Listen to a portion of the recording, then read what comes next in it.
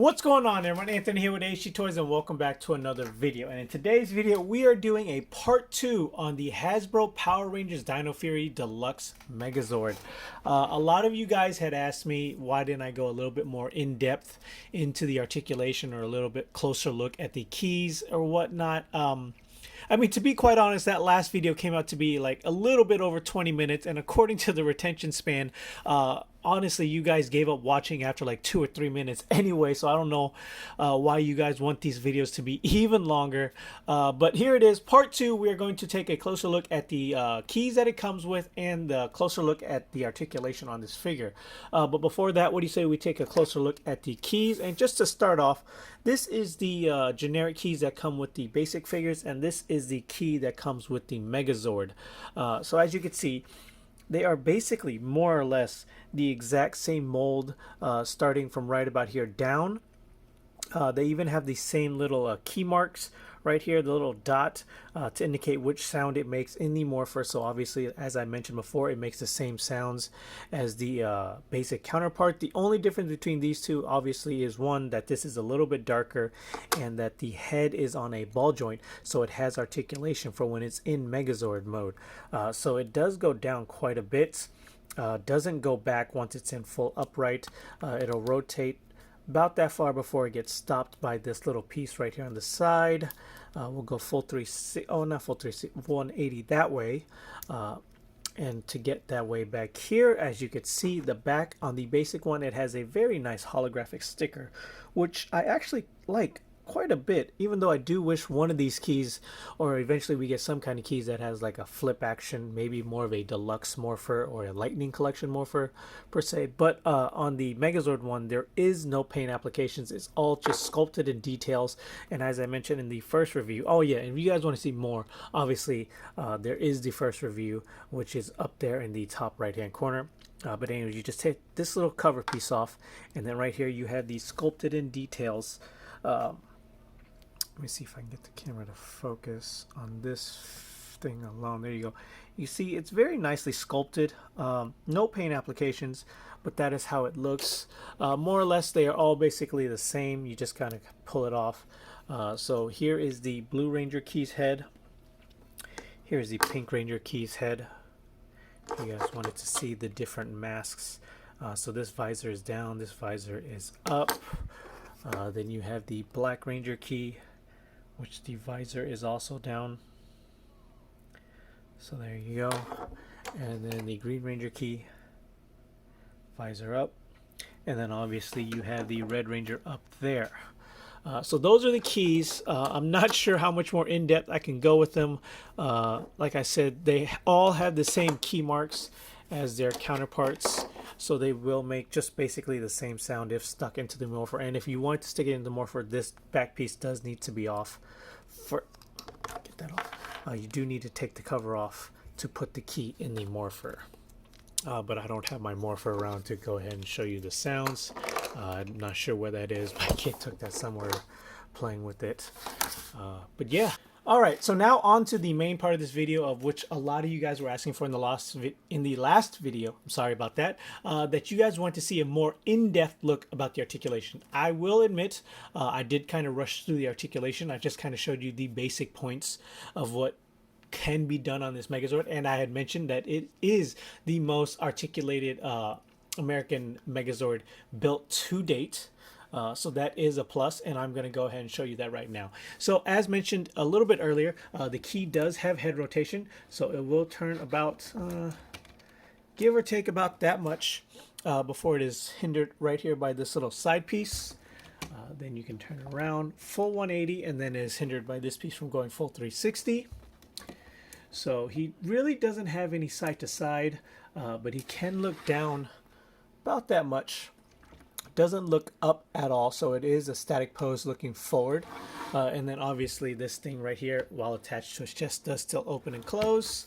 Now mind you, some stuff might fall off while doing this. So his shoulder will do a full 360, well, like I said, like so. Will go out about that far, then is hindered right here by this shoulder plate, so this is as far out as it will go. It does have an upper bicep swivel right here, so you can rotate that, but it is hindered right here, so it stops about that far. We'll go forward about that far. So it'll go around that far. Obviously a lot further if you don't have any of the other Ranger pieces attached. Turn this back around. And then as you saw right there, it does rotate right here at the elbow. So you can get a little bit more of a rotation that way without doing the upper bicep. Has a single jointed elbow. Just get rid of that. So it'll go up about that far. No real oh, you got a little bit of wrist rotation, but no hinging in or out. So no real bicep swivel. Let me go ahead and take this off too. A lot of stuff's in the way. No real bicep swivel. It does kind of like rotate like a side to side because of the transformation from T-Rex mode to Megazord mode. So it's like not a waist swivel, but it's more like a rocker side to side. So that's a little bit more. Then right here, it does have some hip articulation, so it will go up about that far. Very good amount. Back even further if you wanted to go that far. Then you can also do the splits, but not full splits until it pops off. So let's see, give or take more or less, maybe one more. There you go. More or less right about there. He can spread his legs about that far, which is a huge, huge plus if you're really looking for those dynamic poses. Single jointed knees, so it'll bend back about that far, then go forward. No boot cuff swivel, obviously, but then you do have this little rocker that'll rock side to side on the ankles. Doesn't really go back until it pops out, but you can get a little bit, not very much. It is just meant to like go forward a little bit, no real backwards. Left to right, side to side. So yeah, that is the articulation on this deluxe Dino Fury Megazord. As I had mentioned, it is one of the most articulated American Megazords built to date.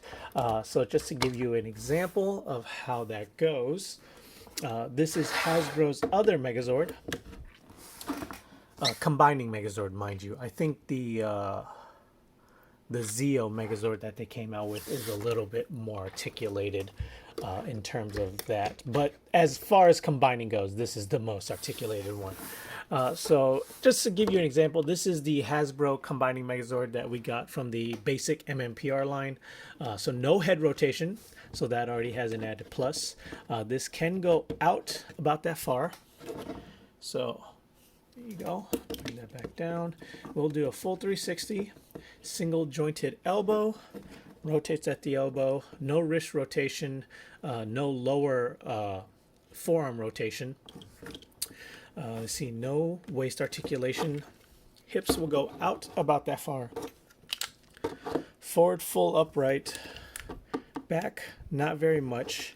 Single jointed knee, but the knee only goes forward on this one because the feet of the T-Rex blocks it off. So I guess if you only kept this in Megazord mode, cut this off, you could probably get some backwards. But other than that, there is no backwards rotation on these knees. So that is it. Like this is probably what 1, 2, 3, 4, 5, 6, 7, 8 points of articulation, maybe a little bit more.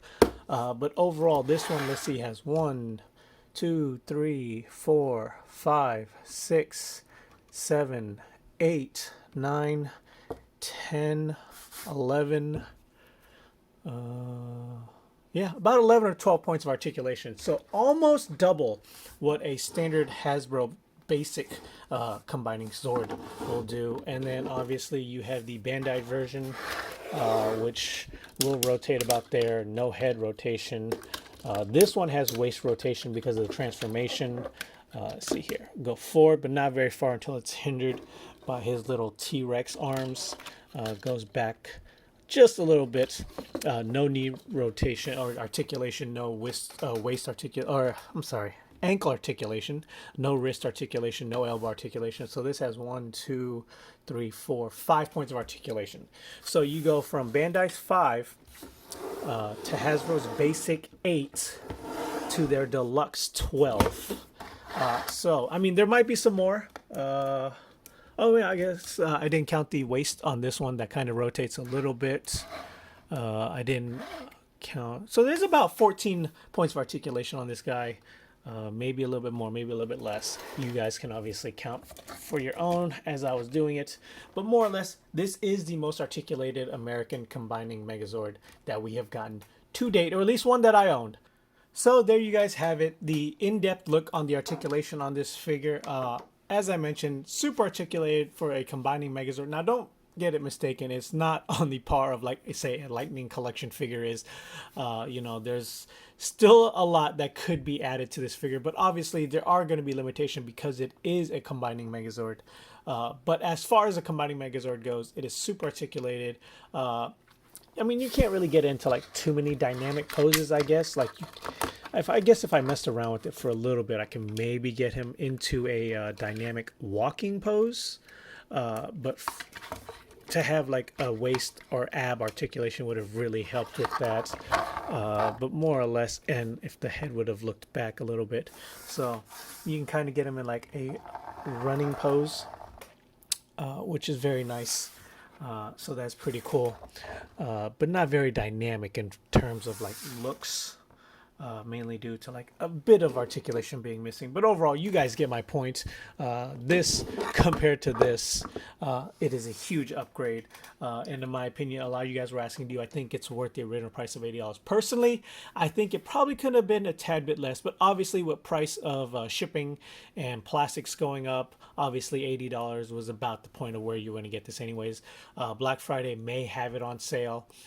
Prime Day will probably have it on sale if there's any left. I know the pre-order links have went back up, so it went from currently unavailable into pre-order, so you can use the link down below to go and pre-order yours. I'm not sure if it'll be sold out by the time I upload this video, but you can put a pre-order in right now for this guy on Amazon.